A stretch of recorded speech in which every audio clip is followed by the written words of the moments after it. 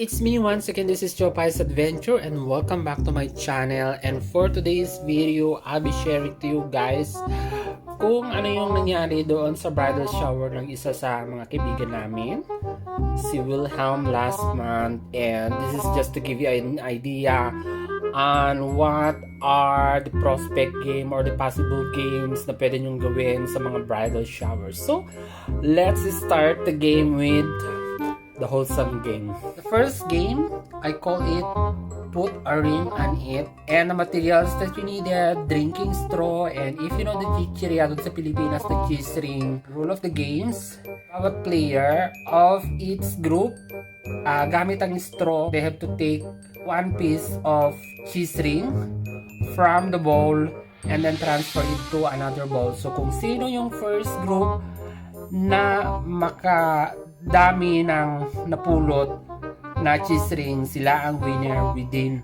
1 minute. So this is just a fun. So let's see what happened on that game. 1, 2, 3, go! Go!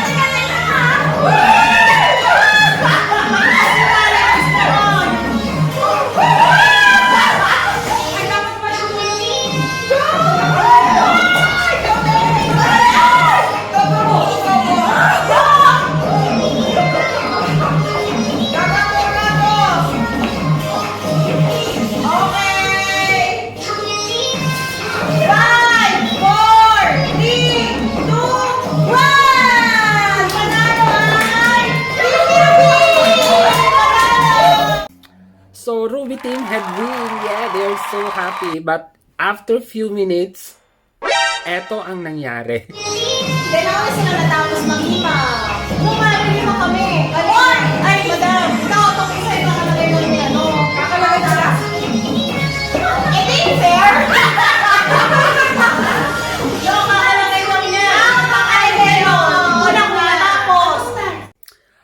So it's our team who won. Okay, so buti na lang masyadong mapagmasid si Mylen, so we were able to win this game. No, nauna ako! Dahil nakalagay lang ni Ruby. Okay, dalihan nyo at ako'y game na game.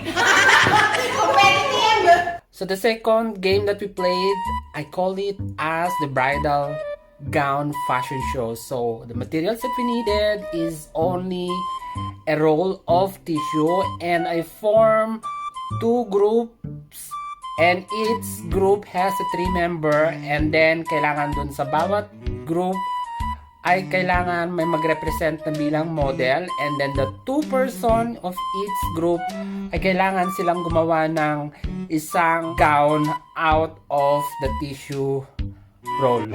Ready, start now! 5 minutes!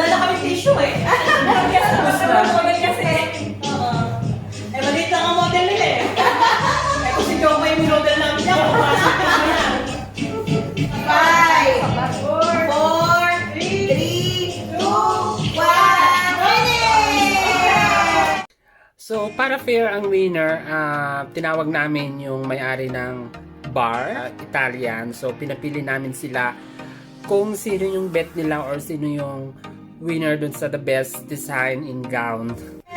Pwesto! Pwesto! Umarap kayo sa kanya.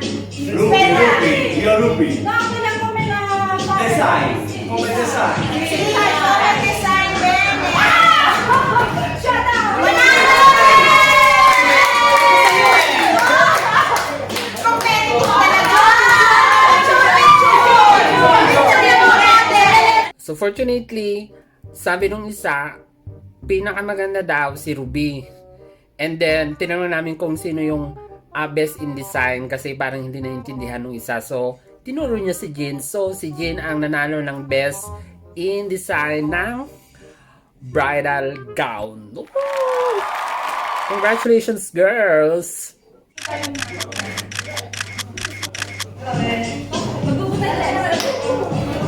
Oh, go! Yan!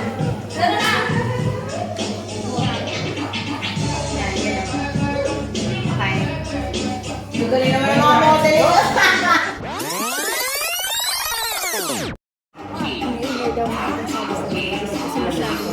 Oh, sige na.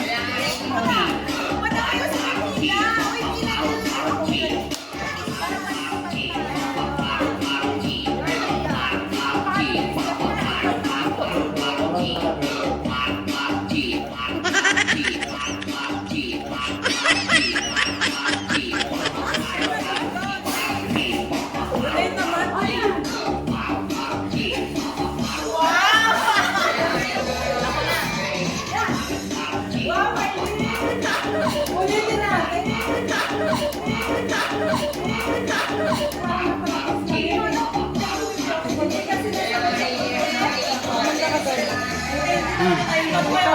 Sandali.